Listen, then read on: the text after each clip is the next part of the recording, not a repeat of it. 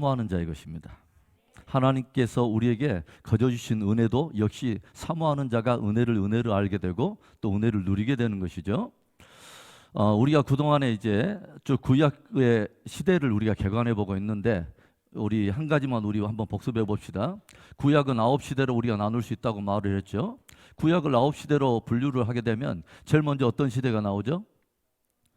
예, 창조 시대. 그래서 구약의 첫 번째 시대는 창조와 적장의 시대라고 말할 수 있죠. 바로 그 뒤에 어떤 시대가 따라 나옵니까?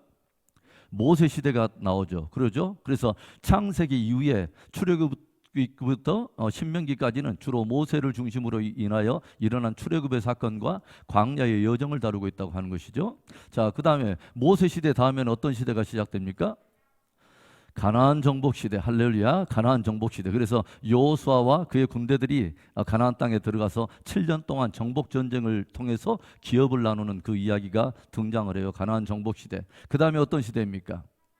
예, 사사 시대. 12명의 사사들에 의해서 350년 동안 다스림을 받던 바로 그때 사사 시대예요. 사사기에 하나의 별칭이 있다고 그랬는데, 사사기 책은 어떤 책이라고 그랬어요?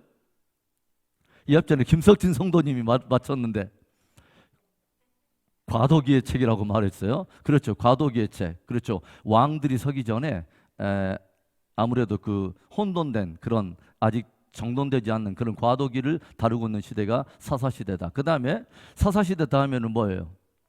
통일왕정시대. 그래서 사사시대가 이제 끝나면 사무엘이 등장하고 남과 북이 분열되기 전에 한 왕에 의해서 남과 북이 한 왕조로 다스림을 받던 시대. 그래서 통일왕조의 첫 왕이 누굽니까?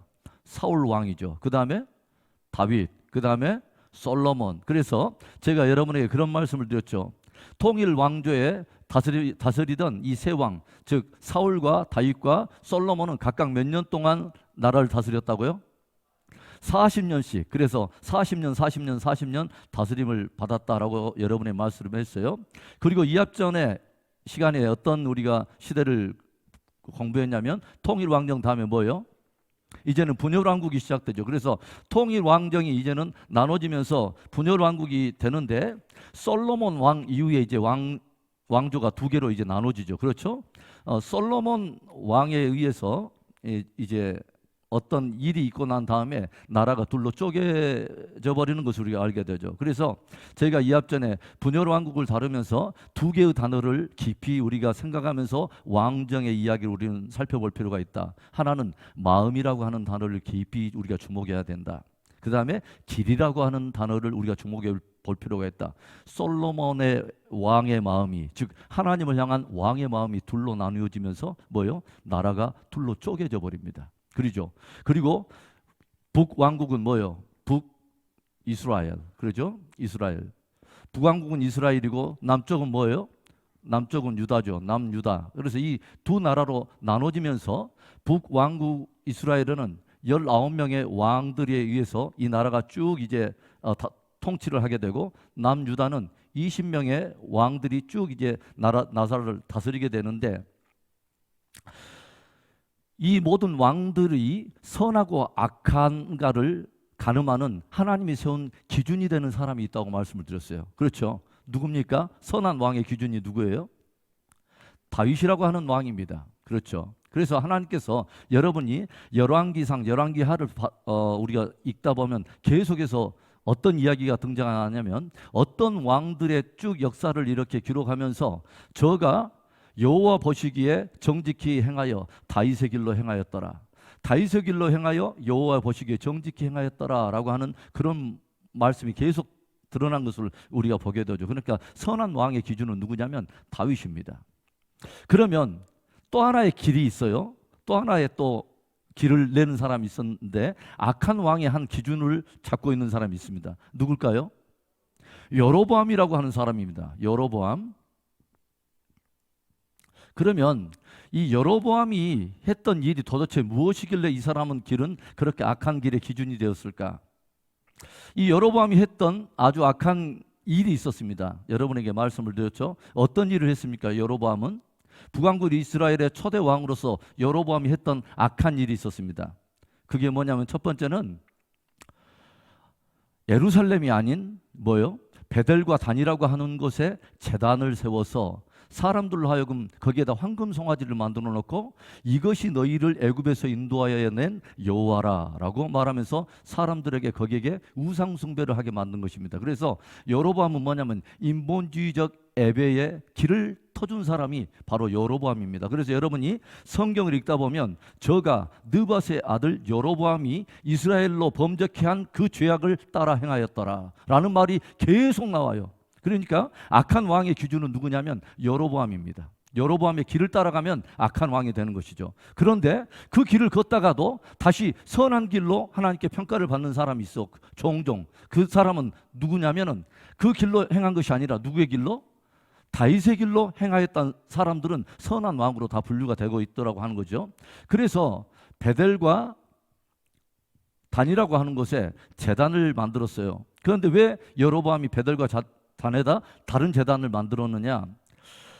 이 여로보암이 조용히 생각해 보니까 대부분의 이제 남과 북이 나누어졌는데 이제 북왕국 이스라엘 사람들도 하나님께서 이스라엘 모든 백성들에게 1년에 3번씩 절기 때가 되면 모든 남자들은 어디로 내려가야 되냐면 예루살렘으로 내려가서 성전이 있는 바로 그곳에서 하나님께 제사를 드려야 되거든요. 그러면 북왕국 이스라엘 사람들도 역시 어디로 내려가야 되냐면 제사 때마다 절기 때마다 예루살렘으로 내려가게 될 거란 말이죠. 그러면 예루살렘으로 내려가면 사람들의 마음이 미혹을 받게 될 거라는 거죠. 무엇을? 사람들이 생각할 거라는 거예요. 북왕국과 지금 남유다가 나눠졌는데 어떤 하나님이 인정하는 정통성은 남유다에 있는 것 아닌가?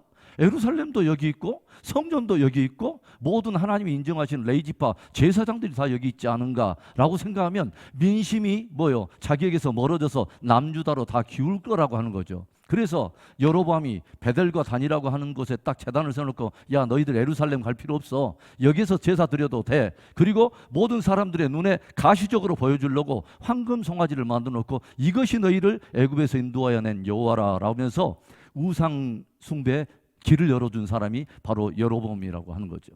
그 다음에 두 번째는 이 사람이 무엇을 해요? 절기 때마다 자꾸 사람들이 유다로 내려가면 안 되겠다 생각해서 절기와 다른 비슷한 유사절기를 만들어내죠. 유사한 절기들을 만들어내요.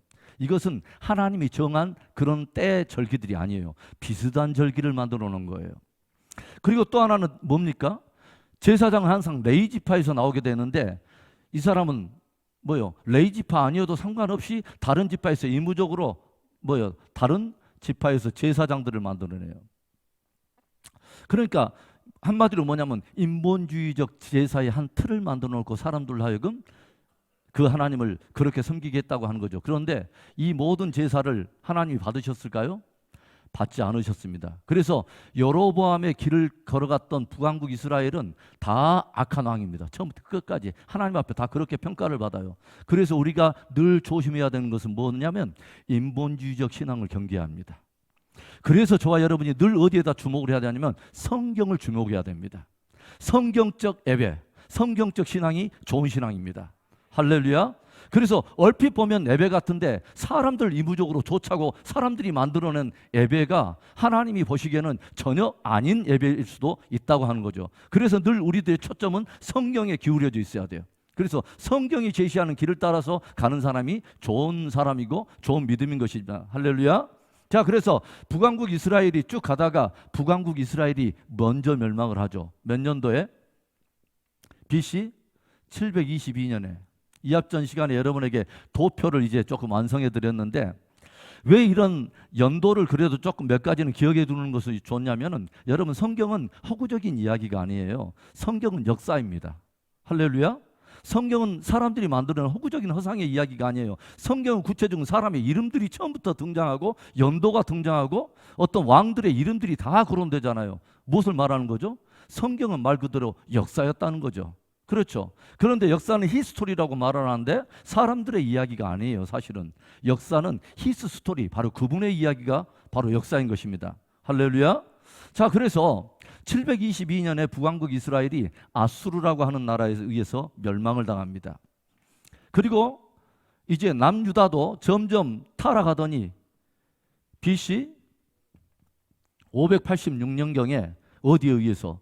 바벨론에 의해서 멸망을 당하고 이제 포로로 끌려가서 몇 년 동안을 있게 되냐면 70년 동안을 바로 그곳에 있게 되죠. 그래서 이 앞전에 분열 왕국의 지금 이야기를 이제 나누면서 이때에 어떤 사람들이 계속 등장하냐면은 하나님께서 계속해서 북왕국 이스라엘이 멸망해 가는 모습을 보고 남유다가 멸망해 가는 모습을 보면서 너무너무 마음이 아파가지고 어떤 사람들을 보내냐면 바로 선지자들을 보내기 시작합니다. 그래서 구약의 많은 분량이 선지서들이 이제 등장을 하죠. 그렇죠?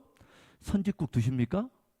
선지국 드신 분이 선지자가 아니에요. 자, 그래서 선지자들이 이때부터 이제 등장을 하는데 여러분, 구약에 여러분 많은 이제 선지자들의 이야기가 등장을 하는데 이 선지자들을 우리 한번 봅시다. 구약의 선지서를 보면은 제일 처음에 구약에 선지서가 17권이 등장을 해요. 17권이 등장하는데 제일 먼저 등장하는 사람이 누구냐면 이사야라고 하는 사람이죠. 그러죠? 제가 지금 소련말 하고 있는 거 아니죠? 자, 그래서 첫 번째는 누구예요? 이사야. 그 다음에 누구예요? 예레미야가 나오죠. 그 다음에 에레미야 애가가 나오고, 그 다음에 에레미야 애가는 말 그대로 에레미야가 또 지은 것이기 때문에 에레미야 애가. 그 다음에 누가 등장합니까? 에스겔이 등장하죠. 에스겔. 그 다음에 네 번째는 누구예요? 다니엘이 등장해요. 자, 이 5권의 책을 뭐라고 하냐면 우리가 대선지서라고 말을 해요. 그렇죠? 자, 따라서 합시다. 사레메겔단. 어렵죠? 다시 한번 사레메겔단. 지금 성경을 읽을 때 여러분은 이사야, 예레미야, 애가, 에스겔, 다니엘 이렇게 외우는데 우리가 제일 앞에 이렇게 이니셜 글자만 딱 따가지고 창세기는 뭐라고 하냐면 성경에 창, 그 다음에 출애굽기는 출, 그 다음에 레위기는 레, 이런 식으로 나오잖아요. 그래서 저는 앞에 대가리만 따서 항상 외워요. 창출, 레민신, 수사루, 삼상아, 왕상아, 대상아, 선의예, 엽시, 잠전아, 사람, 애결단, 호요람업, 연민합, 수박승말, 이렇게 해서 딱 외웁니다. 자, 그런데 그러면 이 5권을 대선지서라고 그러고 그 다음에 소선지서가 몇 권이 등장하냐면 12권이 또 등장을 해요. 그렇죠? 자, 우리가 한번 봅시다. 제일 먼저 여러분 누가 등장할까요? 호세아라고 하는 사람이 등장하죠. 그러죠? 호세아. 그 다음에요, 요엘이라고 하는 사람이 등장해요. 그 다음에 아모스. 그 다음에 오바댜. 이거 발음을 잘해야 됩니다. 오빠다 이것이 아니라 오바댜. 그렇죠? 그 다음에 누굽니까? 요나라고 하는 인물이 등장해요. 그 다음에 미가. 그 다음에 나훔. 그 다음에 누구예요? 호박국 아닙니다. 그 다음에 누구예요? 스바냐. 그 다음에 학계. 학계요, 안 할게요? 학계. 그 다음에 누굽니까? 스가랴. 그 다음에 말라기입니다. 자, 그래서 이런 선지자들이 등장을 해요. 이 선지자들이 등장하는데 여러분, 이 사람들은 계속해서 무엇을 외쳐왔냐면 주 메시지가 돌아오라는 것입니다. 야, 너희들 지금 잘못 길로 지금 가고 있어. 계속 그렇게 가면 너희들 심판에 이르게 돼. 돌아서야 돼. 그래서 주된 메시지는 뭐냐면 회개하라는 것입니다. 전심으로 하나님께 돌아오라는 거예요. 두 마음을 품은 자여, 두 마음에서 벗어나서 하나님을 온 마음, 순전한 마음, 한 마음으로 단마음으로 전심으로 주께 돌아와라. 바로 이것이 선지자들이 외쳤던 계속 주된 메시지들이었어요. 그 가운데 이사야, 에레미야 이 사람들은 주로 남유다에서 활동했던 선지자들이에요. 이 많은 선지자들이 있는데 여러분, 특별히 호세아와 그 다음에 아모스, 요나 이런 사람들은 주로 북왕국 이스라엘에서 활동했던 선지자고 나머지 대부분은 남유다에서 활동했던 선지자들입니다. 자, 그런데 이 선지자들 중에 포로기 이전에는 누구까지냐면 스바냐까지가 포로기 이전이에요. 그리고 포로기 이후에 선지자는 누구냐면은 학계, 스가랴, 말라기가 포로기 이후의 선지자입니다. 귀환할 때, 포로에서 돌아와서 말씀을 전했던 사람들이고, 포로기 때 선지자는 특별히 누구 있냐면, 포로기 전에는 계속 이제 경고를 했는데 포로기 때 주된 메시지를 가지고 있던 사람이 누구냐면 에스겔과 다니엘입니다. 이 사람은 포로르기를 직접 경험해서 바벨론에서 포로로 있으면서도 계속 하나님의 말씀을 증거했던 사람이고, 나머지 사람들은 뭐냐면 포로기 전에 계속해서 경고를 던졌던 사람들이 나머지 선지자들이에요. 그런데요, 이 선지자들이 많이 활동을 하면서 계속 말씀을 전했는데 아주 두려운 사실은 거짓 선지자들도 있었다고 하는 거예요. 그것이 무엇을 말하냐면, 하나님은 계속 심판을 경고하고 이스라엘 백성들의 잘못된 죄로부터 돌이킬 것을 말하는데, 거짓 선지자들은 평화를 외쳤습니다. 아무 일 없다. 아무 일 없다. 하나님은 사랑과 자비의 하나님이기 때문에 너희들이 죄짓고 그렇게 해도 전혀 너희의 구원 전선 이상 없다 하면서 계속 위로와 평안을 전합니다. 바벨론 하나님이 무찌르신다. 그러니까 염려하지 마라. 어떻게 보면은 굉장히 위로가 되고 굉장히 격려가 되는 음성인데, 죄로 말미암아서 계속해서 심판을 자초해가는 그 백성들에게 경고하는 하나님의 말씀을 오히려 귀를 막아버리고 사람이 이무적으로 만들어내는 사람의 마음을 얻으려고 평강을 전해주면서 오히려 멸망을 향해서 달려가게 만든 거짓 선지자들이 있었다고 하는 것입니다. 굉장히 우리한테 도전이 되죠, 여러분. 도전이 되죠. 보세요. 남유다가 계속 이제 왕들이 이어와요. 북왕국 이스라엘은 계속 왕들이 막 바뀝니다. 자기들끼리 왕이 세워지고 반역하고 또 치고받고 또 반역하고 또 한 왕조가 세워졌는가 하면 또 다른 사람이 또 반역하고, 이런 일이 계속 일어나는데 남유다만큼은 그래도 다윗의 혈통으로 쭉 갑니다. 여러분, 성경을 보면 열왕기라고 하는 책이 있고 역대하라고 하는 역대기가 있죠. 열왕기 상하, 역대기 상하.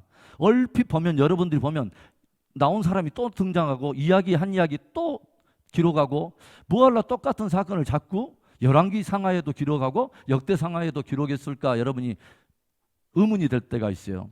그런데 열왕기 상하는 이스라엘과 남유다의 모든 역사를 다 기록해 놨어요. 그런데 역대기 상하를 보세요.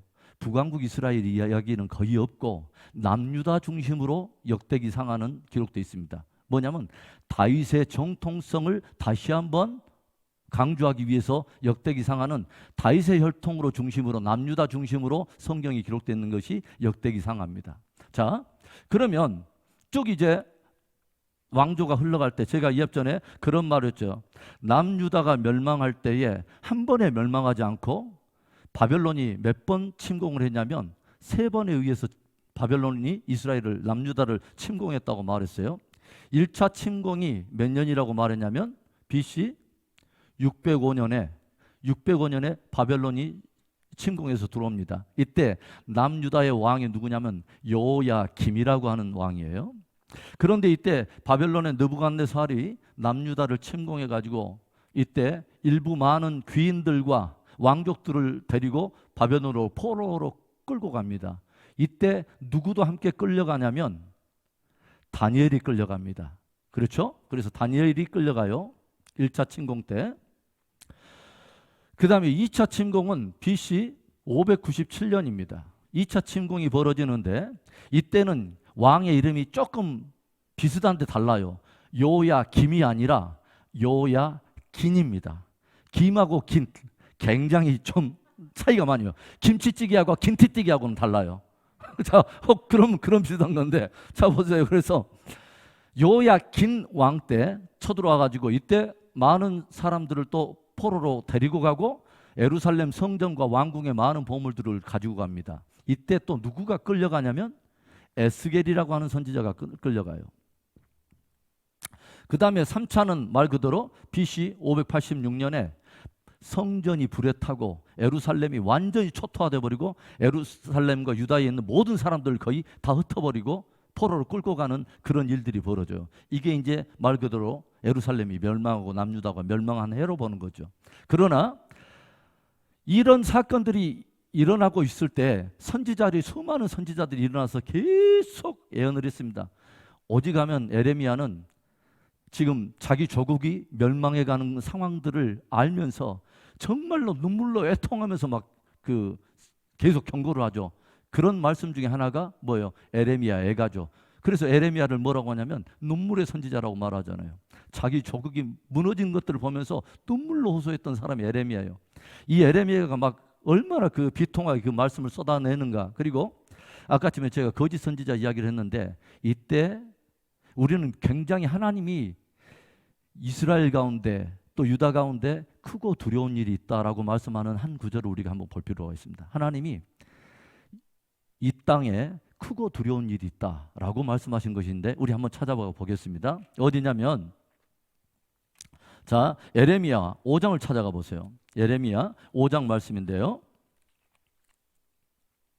예레미야 5장 30절과 31절을 보겠습니다. 예레미야 5장 30절과 31절에 찾으셨어요? 자, 1059페이지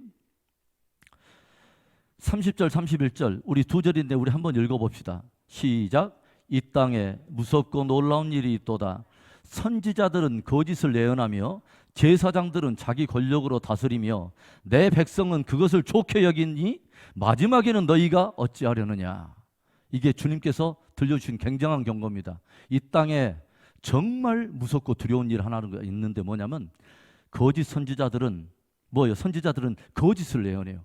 진리를 말씀하지 않고 잘못된 거짓 평안을 전하고 사람들의 민심을 얻으려고 한다고 하는 거죠. 거짓을 전하고 선지자들은 거짓을 전하는데, 제사장들은 그때 뭐 하냐면 자기 권력으로 다스리며, 제사장이 자기 배부르는 것을 취하고 자기 권력을 쌓는 일을 하고 있는데, 백성들은 정작 무엇을 하냐면 그것을 좋게 여기고 있다는 거죠. 백성들이 거짓 선지자들의 음성을 성경적으로 분별해낼 수가 없는 거예요. 그리고 거짓 선지자들 들려주는 적절한 평강과 그 메시지들이 맞는 거예요. 입맛에 맞는 거예요. 그러니까 그것을 좋아하고, 제사장들은 자기 배를 불리고 그런 일들이 있는데, 백성들은 그나마 그것이 우리한테는 좋다라고 하면서 거기에서 안주하면서 오히려 하나님을 거스리고 있다, 이 말이죠. 멸망을 자초하고 있다는 거죠. 여러분, 이 두렵고 무서운 일을 우리가 경계해야 되는 거예요. 그렇죠, 여러분? 그래서 이런 일들이 있어요. 또 하나 무서운 일들을 또 볼까요? 예레미야를 통해서 7장으로 이제 가보세요. 7장은 굉장히 더 무서운 말씀을 하세요. 자, 7장에 1절부터 보세요. 여호와께로부터 예레미야에게 말씀이 임하니라. 이르시되 너는 여호와의 집 문에 서서 이 말을 선포하여 이르기를, 여호와께 예배하러 이 문을 들어가는 유다 사람들아, 여호와의 말씀을 들으라. 그냥 안 믿는 사람이 아니라 이 문을 들러다니면서 예배하는 너희들아 들으라, 이 말입니다. 3절. 만군의 여호와 이스라엘의 하나님께서 이와 같이 말씀하시되 너희의 길과 행위를 바르게 하라. 그리하면 내가 너희로 이곳에 살게 하리라. 4절에 너희는 이것이 여호와의 성전이라, 여호와의 성전이라, 여호와의 성전이라 하는 거짓말을 믿지 말라. 여러분, 이 말이 지금 무슨 말일까요? 여기가 분명히 예루살렘 성전이고 많은 사람들이, 유다 백성들이 이곳에 예배를 드리고 재물을 가지고 들락달락 출입을 하고 있는데, 하나님이 그들을 향해서 경고하는 것입니다. 뭐예요? 너희는 이곳이 여호와의 성전이라 하는 거짓말을 믿지 마라. 여러분, 그게 무슨 말일까요? 자기의 행위와 길을 하나님의 말씀에 정돈하며 돌아올 생각을 하지 않으면서도 늘 뭐요? 이것이 하나님의 성전에 우리가 머물고 있기 때문에 하나님은 우리를 받으실 거야 라고 착각하지 말라는 것입니다. 자, 이건 바로 그 말입니다. 이것이 여호와의 성전이라, 여호와의 성전이라 하는 그 거짓을 믿지 마라. 굉장한 경고죠. 더 무서운 말을 볼까요? 어디 말씀 보냐면은, 자, 8절부터 보세요.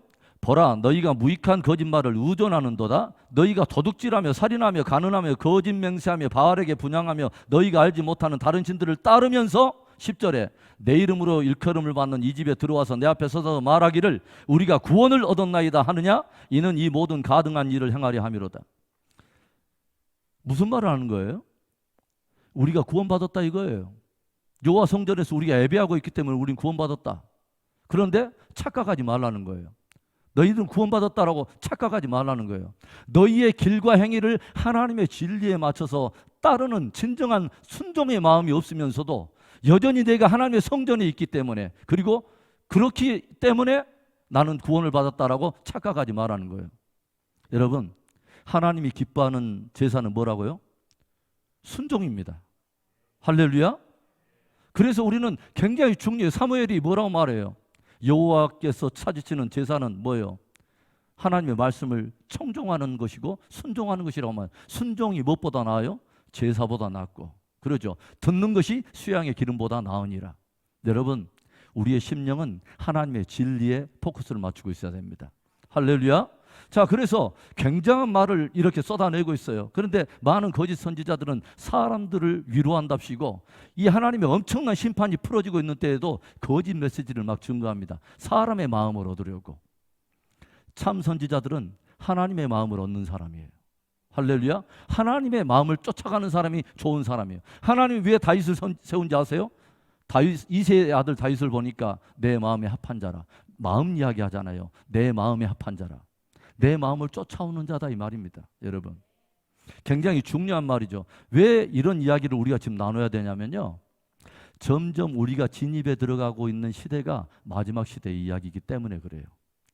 남유다의 마지막 멸망의 시대의 이야기는 마지막 때의 한 예표를 그 안에 담고 있기 때문에 그래요. 그래서 우리가 주목해 볼 필요가 있어요. 내가 내 입에 맞는 메시지를 찾으러 다니고 내 길을 가려주는 그런 메시지를 찾으러 다니는 것이 아니라 하나님이 나에게 들려주고자 하는 말씀을 들어야 되는 거예요. 아멘입니까? 사도 바울이 뭐라고 말해요? 말세 사람들이 고통하는 때가 이르러니 사람마다 자기 귀가 가려워서 자기 귀에 입 맞는 소리를 해주는 바로 그 거짓 스승을 쫓아간다고 말하지 않습니까? 굉장히 중요한 이야기를 우리에게 지금 들려주고 있는 거예요. 그래서 이 메시지들의 쭉 핵심은 뭐냐면, 궁극적으로는 뭐냐면, 순종하면 축복과 형통이 오지만 불순종하면 패망과 저주가 따른다, 이 말입니다. 이 이야기는 어디서부터 흘러나오냐면 신명기에서부터 흘러나와요. 그런데 여러분, 조용히 생각해 보세요. 이스라엘 백성들이 이제 광야를 다 통과했어요. 이 사람들은 어떤 사람들이냐면 애굽을 벗어난 사람들이고 유월절에 참여한 사람들이고 어린 양의 피로 구속을 얻은, 어떻게 보면 구원 성도의 한 예표를 담고 있어요. 그렇죠. 이 사람들이 광야를 통과해서 쭉 나오는데 하나님께서 모세를 통해서 이스라엘 백성들과 언약을 맺고 신명기를 통해서 다시 한번 그 언약을 정리한 이야기가 우리가 쭉 나와요. 자, 그런데 그 이야기를 우리가 좀 정리해 볼 필요가 있어요. 하나님은 어마어마한 율법의 많은 이야기를 주시면서 당신의 백성들과 언약을 맺으세요. 언약을 맺으세요. 그런데 하나님께서 이제 광야의 거의 끝마무리쯤에 모세가 광야에서 일어난 새로운 세대를 다 모아가지고 다시 한번 율법을 정리하면서 들려준 이야기인데, 그 중에 마지막 결론은 뭐냐면 한마디로 그것입니다. 오늘 여러분에게 나눠드린 그 유인물 중에 중간 부분에 바벨론 침공 1번 주제의 제일 마지막에 제가 한 구절을 인용을 해놨어요. 신명기 30장 19절과 20절의 말씀인데 제가 천천히 읽어볼게요. 내가 오늘 하늘과 땅을 불러 너희에게 증거를 삼노라. 내가 생명과 사망과 복과 저주를 내 앞에 두었은즉 너와 내 자손이 살기 위하여 생명을 택하고 내 하나님 여호와를 사랑하고 그의 말씀을 청종하며 또 그를 의지하라. 그는 내 생명이시오 내 장수이시니 여호와께서 내 조상 아브라함과 이삭과 야곱에게 주리라고 맹세하신 땅에 내가 거주하리라. 아멘. 그러니까 한마디로 하나님께서는 모든 율법의 이야기를 다 들려주시면서 주님은 마지막 결론이 이야기예요. 자, 내가 모든 것을 너에게 다 이야기했어. 나는 하늘과 땅을 불러서 증거를 삼아서 생명과 사망, 복과 저주를 너희 앞에 두었다. 이제 선택은 너희에게 해라 라고 말씀한 거예요. 모든 믿음의 이야기는 다 선택입니다, 여러분. 하나님은 모든 은혜를 받을 수 있는 모든 것들을 다 풀어주시고 선택은 누구에게 하라고 도전하냐면 우리에게 하라고 말해요. 무엇을 통해서? 믿음으로. 그래서 너희들이 살기 위해서 뭐요? 생명을 택하라. 너희들이 살기 위해서 축복을 택하라 라고 말씀하세요. 그래서 지금 이 이야기가 이제 어디서부터 나오는가를 한번 조금을 볼 필요가 있냐면은, 하나님께서는 모세에게 그런 말을 해요. 모세야, 이제 이 이스라엘 백성들이 요단을 건너서 약속의 땅에 들어가거든. 저들이 세겜이라고 하는 땅에 도착하게 될 거야. 세겜. 그런데 이 세겜이라고 하는 땅에 가면은 두 개의 산이 있는데 하나는 그리심산이라고 하는 산이 있고 하나는 에발산이라고 하는 산이 있어. 이 두 개의 산이 있는데 여기에 도착하게 되면 12지파 가운데 6개의 지파는 그리심산에 올라가고 나머지 6개 지파는 에발산에 올라가서 산 중앙에 제사장들이 서가지고 내가 너에게 들려준 율법의 모든 말을 다 선포해라. 그리고 각 선포된 말씀 하나하나마다 모든 이스라엘 백성들로 하여금 아멘, 아멘, 아멘 하고 다시 한번 언약을 갱신하라는 거예요.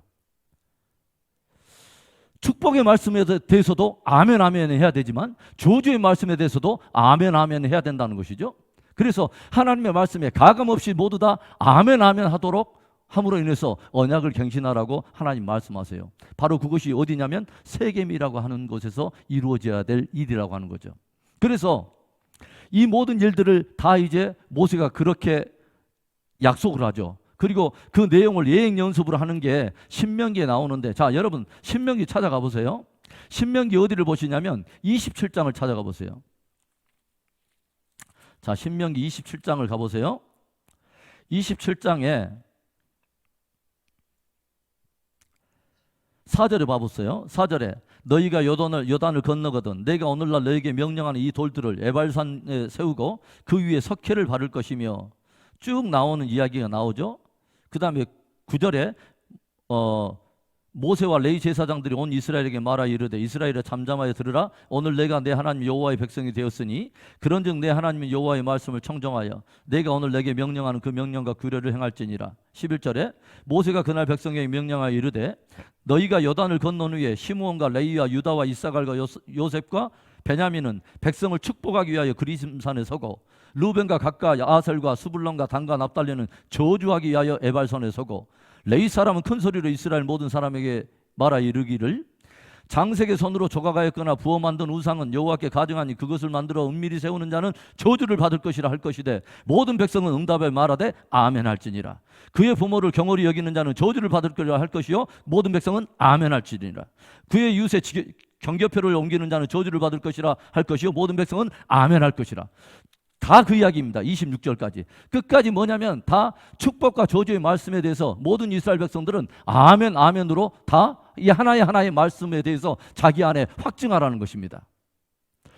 그리고 나서 28절에 우리가 너무도 28장에 좋아하는 말씀이 나오죠. 뭔 말이냐면 축복의 이야기가 나옵니다. 들어가도 복, 나가도 복, 떡방주꾸리도 복, 자녀들의 토지 소산의 초태생의 복, 막 이런 이야기가 나오는데 1절부터 14절까지 그 이야기입니다. 어떤 이야기가 나오냐면 내가 내 하나님 여호와의 말씀을 삼가 듣고 오늘 내가 내게 명령하는 그의 모든 명령을 지켜 행하면 내 하나님 여호와께서 너를 세계 모든 민족 위에 뛰어나게 하실 것이라. 내가 내 하나님 여호와의 말씀을 청정하면 이 모든 복이 내게 임하여 내게 이르러니. 3절에 성읍에서도 복, 들에서도 복, 내 몸의 자녀와 토지 소산과 내 짐승의 새끼와 소와 양의 새끼가 복을 받고 광주리와 떡반죽 그릇이 복을 받고 들어가도 복 받고 나가도 복 받고 대적들은 한 길로 들어왔다가 7길로 쫓겨나가며. 어마어마한 축복들이 어디까지 나오냐면 14절까지 나와요. 그러죠? 여러분들에게 이 축복이 임하기를 원합니다. 그런데 그 축복에는 전제가 있어요. 어떤 거냐면 내가 오늘날 너에게 이르는 말을 청종하면, 듣고 순종하면 주실 축복이에요. 그런데 15절부터는 정반대로 이제 역전되는 말씀이 나옵니다. 어떤 말이 나오면 내가 만일 내 하나님 여호와의 말씀을 순종하지 아니하여 내가 오늘날 내게 명령하는 그의 모든 명령과 규례를 지켜 행하지 아니하면, 이제는 복이 들어간 바로 그 자리에 어떤 단어가 들어가냐면 다 저주가 따라옵니다. 모든 저주가 내게 임하면 내게 이를 것인 내가 성읍에도 저주, 들에서도 저주, 광주리와 떡반죽 그릇이 저주, 몸의 소생과 소산과 소와 양의 새끼가 저주, 들어가도 저주, 나가도 저주. 오히려 대적들에서 오히려 쫓김을 받는 이야기. 그 다음에 36절 봐보세요. 여호와께서 너와 내가 세울 새 임금을 너와 내 조상들이 알지 못하던 나라로 끌어가시느니 내가 거기서 목석으로 만든 다른 신들을 섬길 것이며 여호와께서 너를 끌어가시는 모든 민족 속에서 내가 논란과 속담과 비방거리가 될 것이라. 뭐예요? 왕들이 다 끌려갈 거라고 하는 것이죠. 포로되어 끌려갈 거라고 하는 것이죠. 그리고 49절 봐보세요. 곧 여호와께서 멀리 땅 끝에서 한 민족을 독수리가 날아오는 것 같이 너를 치러 오게 하시리니 이는 내가 그 언어를 알지 못하는 민족이요 그 용모가 흉악한 민족이라 노인을 보살피지 아니하며 유아를 불쌍히 여기지 아니하며 내 가축의 새끼와 내 토지의 소산을 먹어 마침내 너를 멸망시키며 곡식이나 포도주나 기름이나 소의 새끼나 양의 새끼를 너를 위하여 남기지 아니고 마침내 너를 멸절시키리라. 어마어마한 이야기를 지금 들려주죠. 그리고 심지어는 어떤 이야기가 나오냐면 53절에 네가 적군에게 에워싸이고 맹렬한 공격을 받아서 곤란을 당함으로 네 하나님 여호와께서 내게 주신 자녀 곧 내 몸의 소생의 살을 먹을 것이라. 57절 자기 다리 사이에서 나온 태와 자기가 낳은 어린 자식을 남몰래 먹으리니 이는 내 적군이 내 생명을 에워싸고 맹렬히 쳐서 곤란하게 함으로 아무것도 얻지 못함이니라. 이 일이 역사 속에 일어났습니다. 실제로. 어떨 때? 바벨론이 침공해서 예루살렘을 둘러싸고 나서 고사작전을 펼쳤거든요. 성읍을 다 둘러싸버린 것입니다. 그러니까 예루살렘 도성에 먹을 것이 다 떨어지면서 어떤 일이 있게 되냐면 일부 사람들이 자기 태에서 난 자녀를 가마솥에서 삶아서 먹는 사건이 벌어집니다. 그리고 저들이 세운 왕들이 어디로 끌려냐면 저들이 알지 못하는 나라로 끌려가는 일이 실제로 일어난 것입니다. 바로 신명기에서 말했던 순종하면 복과 형통이요. 뭐요? 불순종하면 저주와 그 다음에 멸절이라 하는 바로 이 신명기적 분명한 하나님이 주신 순종과 불순종에 따른 그 운명이 이스라엘 가운데도 그대로 성취되어 버렸다고 하는 것입니다. 저와 여러분은 늘 하나님의 말씀에 순종하는 믿음을 가질 수 있기를 바랍니다.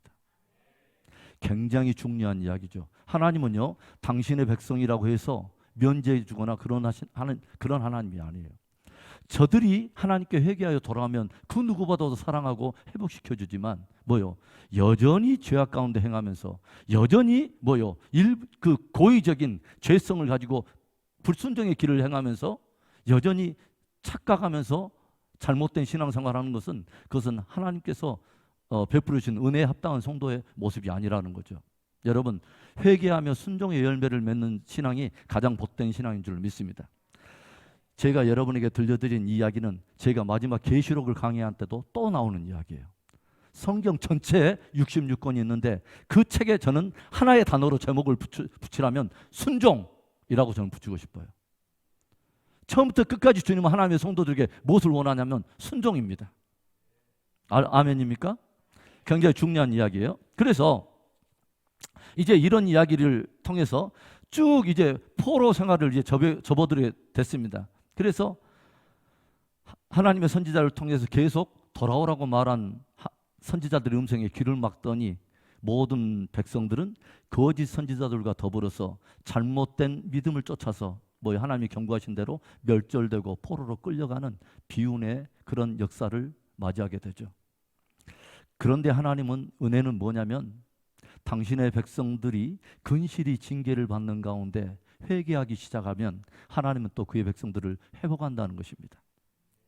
그래서 에레미야가 이스라엘 백성들에게 계속해서 심판을 계속 경고를 하는 가운데 하나님은 에레미야를 통해서 그 연수를 정합니다. 몇 년 동안이냐면 70년이 되리라.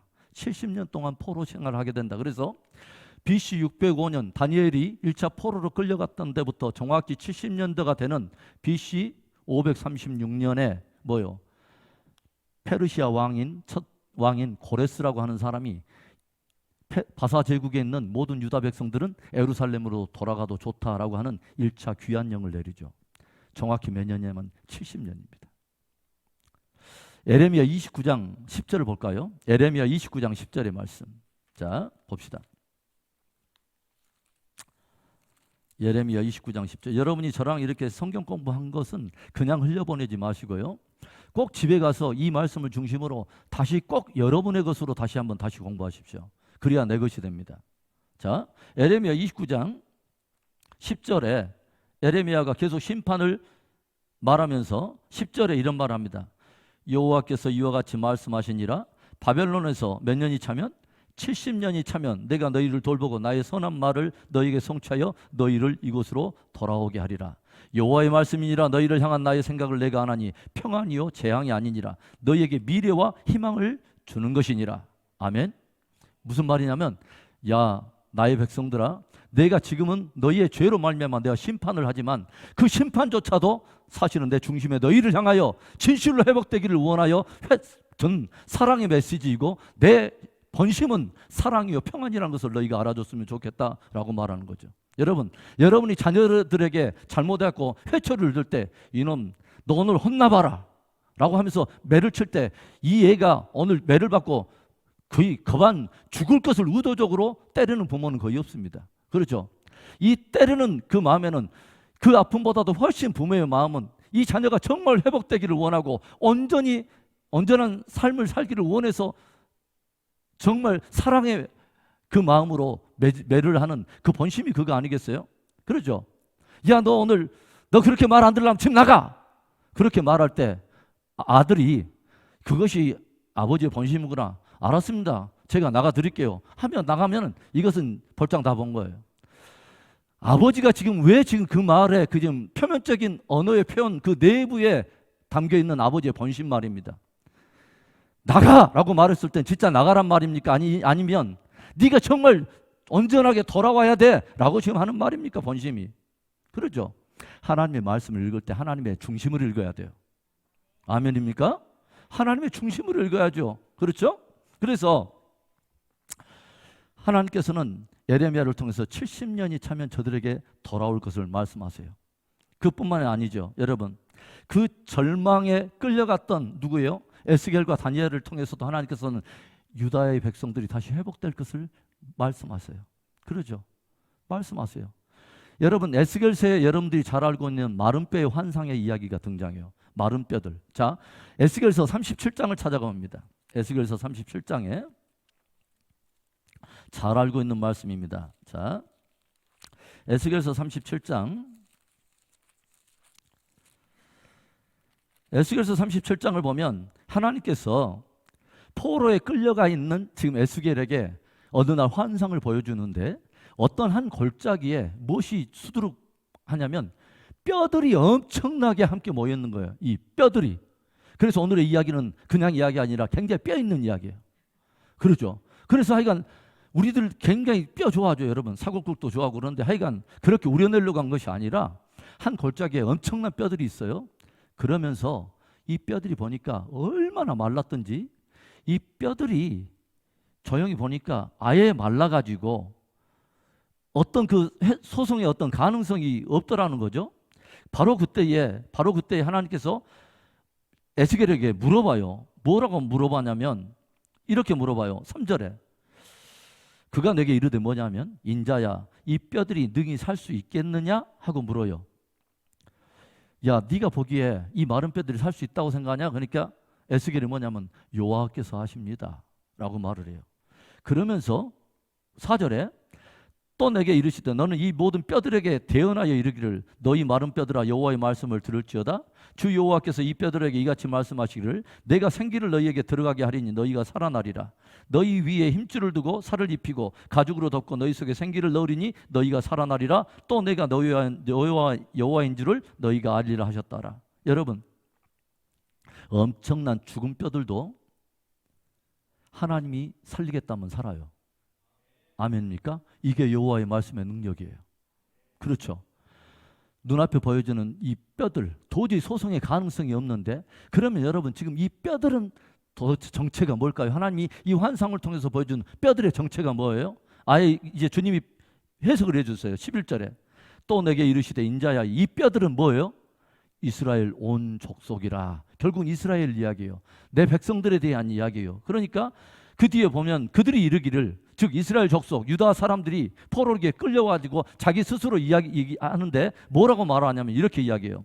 우리의 뼈들이 말랐고 우리의 소망이 없어졌으니 우리는 다 멸절되었다 하느니라. 왜냐하면 이제는 바벨론까지 포로로 끌려와서 우리나라는 이제 더 이상 벌장 다 받고 우리는 이제는 더 이상 성전도 불타버리고 이제는 더 이상 소망 없어. 우리나라 이제는 다 끝이야. 다 끝이야. 말릴 대로 말라버렸어. 라고 말할 때 하나님께서는 뭐라고 말하냐면 인자야 그 마른 뼈들 향해서 나의 말을 대언하라.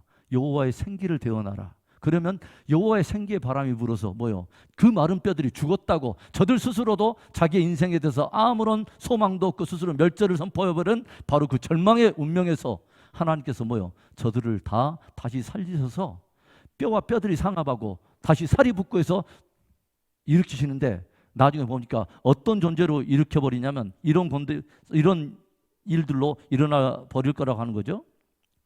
뭐라고 말하냐면은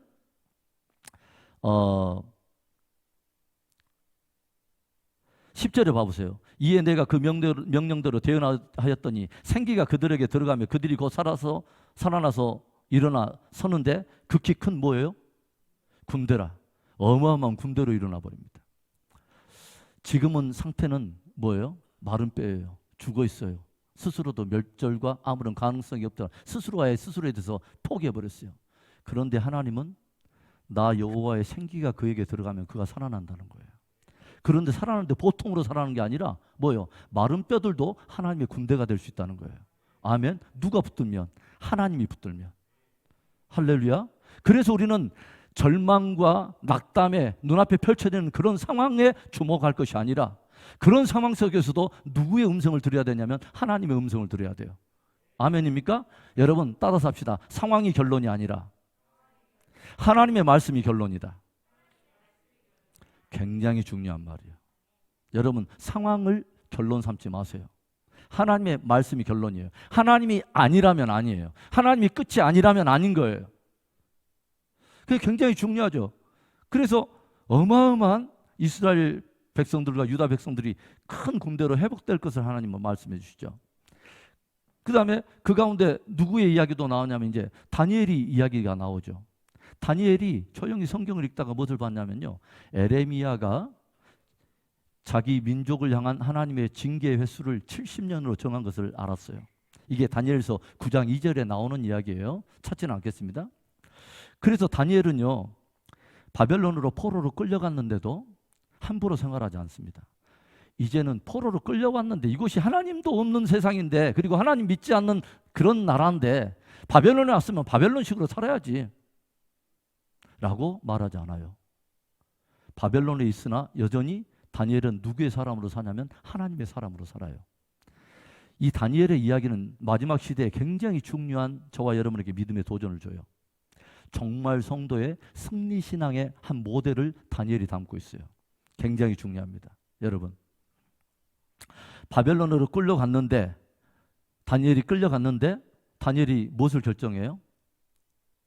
무엇을 결정하냐면 왕이 주는 음식을 먹음으로 인해서 내 영을 하나님 앞에 더럽히지 않겠다라고 작정을 해요. 뭔 말이냐면 지금 이 시대에 혼돈과 어둠의 절망의 시대에 모든 사람들은 이제는 다 끝났어 라고 비관하면서 그 상황 자체를 나의 타락과 부패와 잘못된 방종의 빌미로 삼고 경건에서 흐트러져 버리는 바로 그때 다니엘은 아닙니다.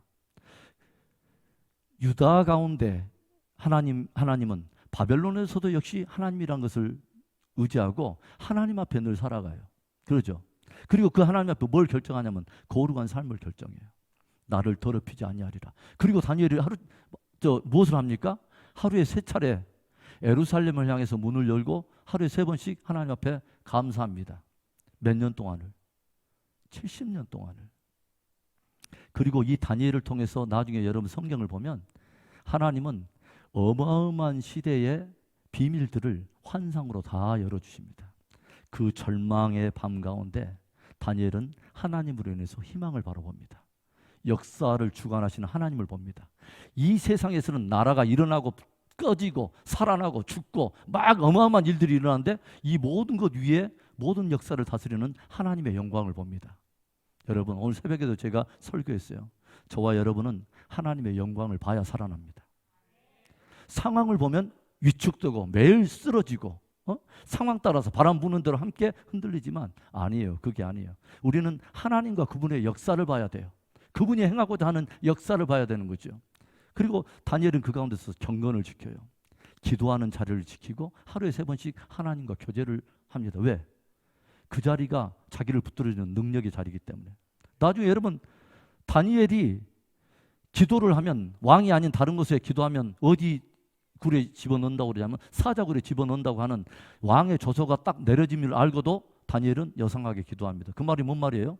나는 내가 지키고 있는 하나님 앞에 오늘 경건의 자리를 내 생명과 바꾸지 않겠다는 거예요.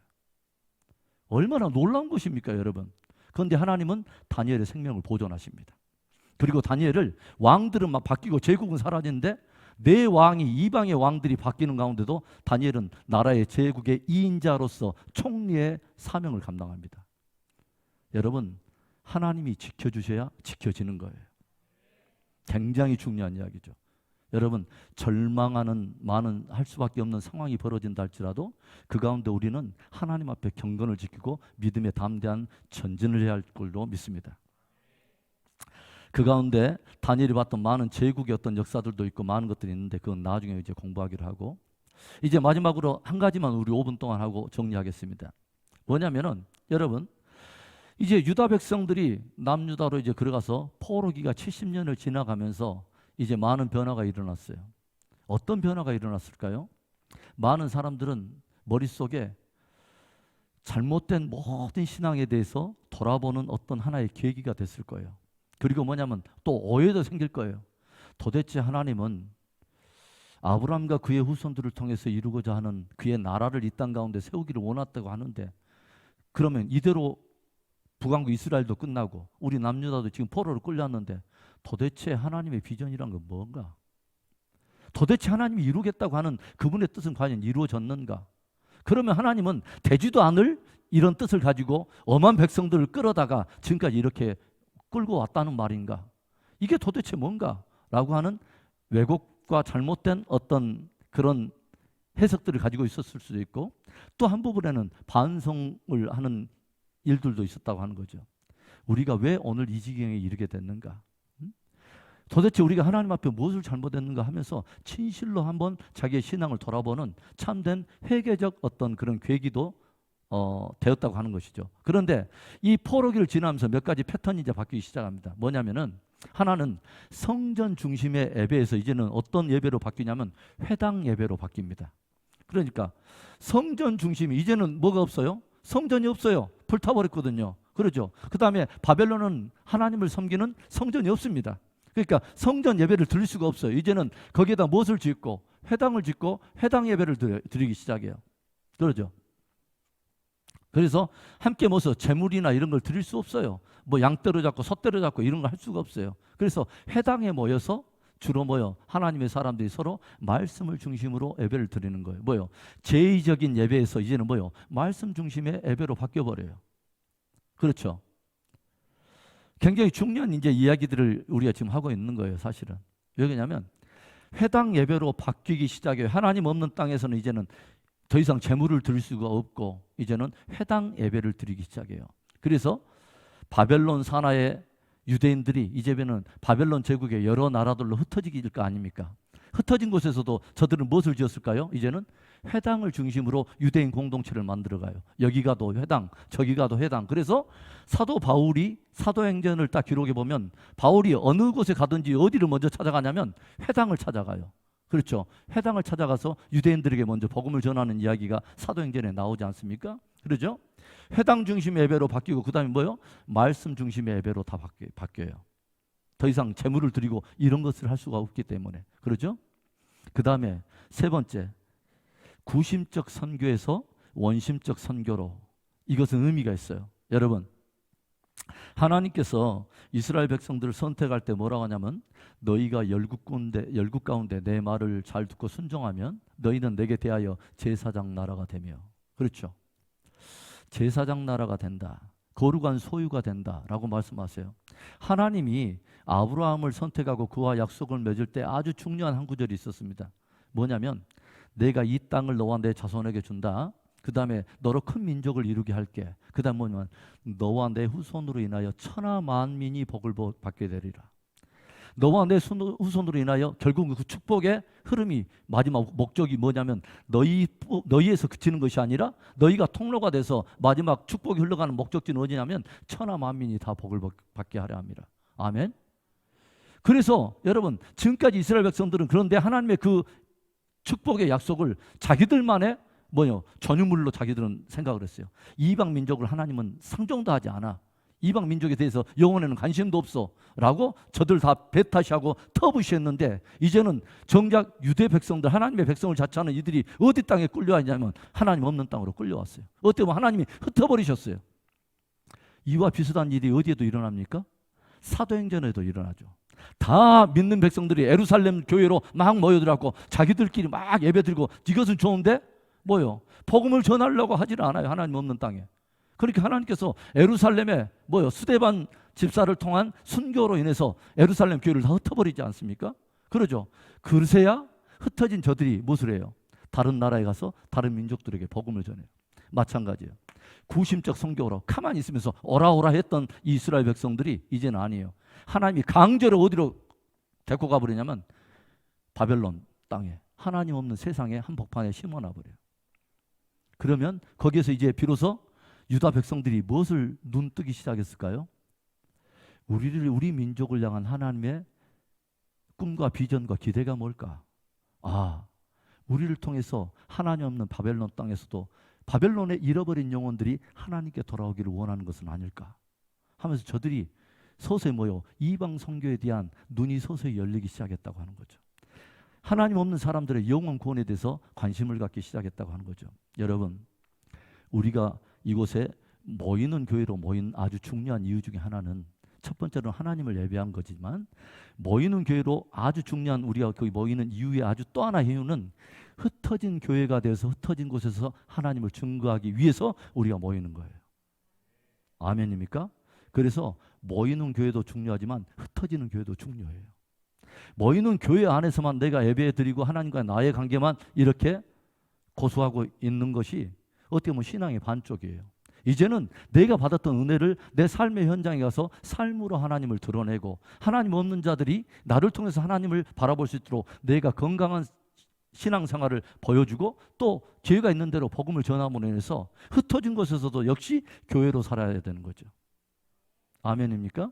자, 그래서 이제 여러분들과 이제 오늘 포로 시대에 대한 이야기를 좀 약간 굉장히 많은 분량인데 여러분들에게 스케치하듯이 이야기했어요. 집에 가서 꼭 다시 들어보십시오. 또 듣고 그러면 성경이 굉장히 또 다른 차원으로 열리고, 제가 꼭 부탁했듯이 이 말씀을 기초로 내 성경 공부를 하십시오. 그리고 말씀마다 내가 확증하십시오. 그 믿음이 좋은 믿음입니다. 자, 우리 잠깐 기도하고 우리 마치겠습니다.